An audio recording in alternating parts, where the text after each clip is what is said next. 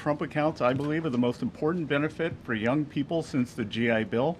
Today, the app is now available on all major platforms, bringing the president's vision directly to American homes. Nearly 6 million American children have been signed up for Trump accounts, which will launch on July 4th. And I would encourage all of you to go to trumpaccount.gov to sign up. We had a historic tax filing season. We passed the largest tax cuts in American history. The average refund this filing season is nearly $3,300, an 11% increase from last year. And importantly, very importantly, 62 million returns, 44% claimed at least one of the president's signature tax cuts. No tax on tips, no tax on overtime. The reduced taxes on Social Security benefits. 85% of our seniors paid no taxes, and the auto deductibility on loans for American cars. And to remind everyone, Democrats, every Democrat voted against those programs. A short time ago, the United States military began major combat operations in Iran. Our objective is to defend the American people by eliminating imminent threats from the Iranian regime, a vicious group of very hard, terrible people.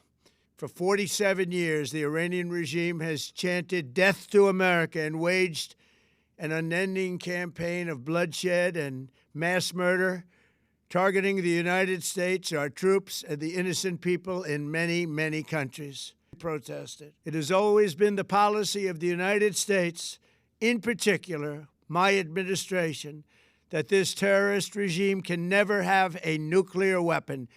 I'll say it again. They can never have a nuclear weapon. That is why in Operation Midnight Hammer last June, we obliterated the regime's nuclear program at Fordow. After that attack, we warned them never to resume their malicious pursuit of nuclear weapons, and we sought repeatedly to make a deal. We tried. They wanted to do it. They didn't want to do it. Again, they wanted to do it. They didn't want to do it. They didn't know what was happening. They just wanted to practice evil. They've rejected every opportunity to renounce their nuclear ambitions, and we can't take it anymore. For these reasons, the United States military is undertaking a massive and ongoing operation to prevent this very wicked, radical dictatorship from threatening America and our core national security interests. We are going to destroy their missiles and raise their missile industry to the ground. It will be totally, again, obliterated. We're going to annihilate their Navy. We're going to ensure that the region's terrorist proxies can no longer destabilize the region or the world and attack our forces and no longer use their IEDs or roadside bombs, as they are sometimes called, to so gravely wound and kill thousands and thousands of people, including many Americans. And we will ensure that Iran does not obtain a nuclear weapon. It's a very simple message. They will never have a nuclear weapon. This regime will soon learn that no one should challenge the strength and might of the United States Armed Forces.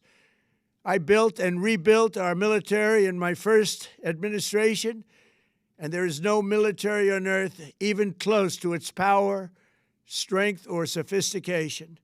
The Iranian regime seeks to kill. The lives of courageous American heroes may be lost, and we may have casualties. That often happens in war. But we're doing this not for now. We're doing this for the future, and it is a noble mission. We pray for every service member as they selflessly risk their lives to ensure that Americans and our children will never be threatened by a nuclear-armed Iran.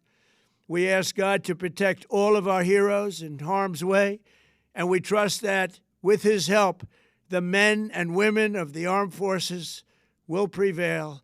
We have the greatest in the world, and they will prevail. To the members of the Islamic Revolutionary Guard, the armed forces, and all of the police, I say tonight that you must lay down your weapons and have complete immunity, or, in the alternative, face certain death.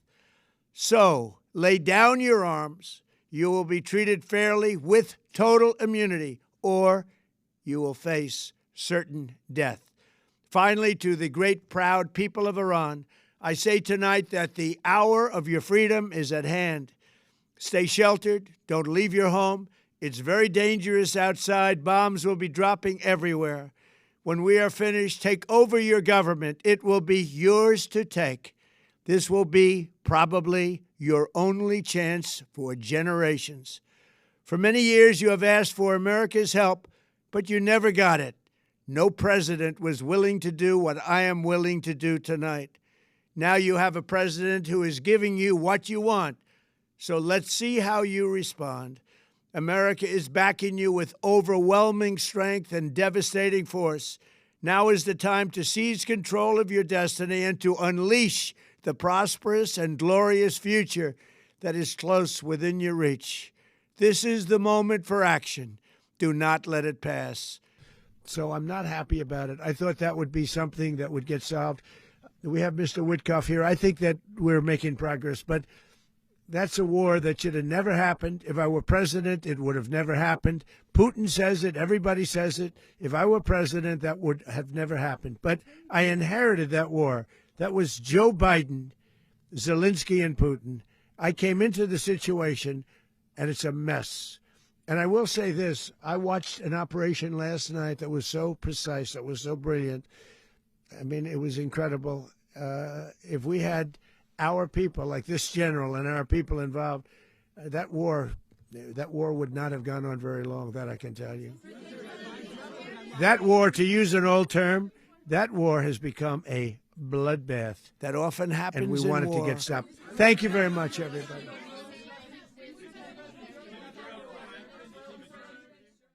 I stand here today speaking to you, the American people, not through filters, not through reporters, not through cable news spin. A dishonest and may God bless you all. Thank you.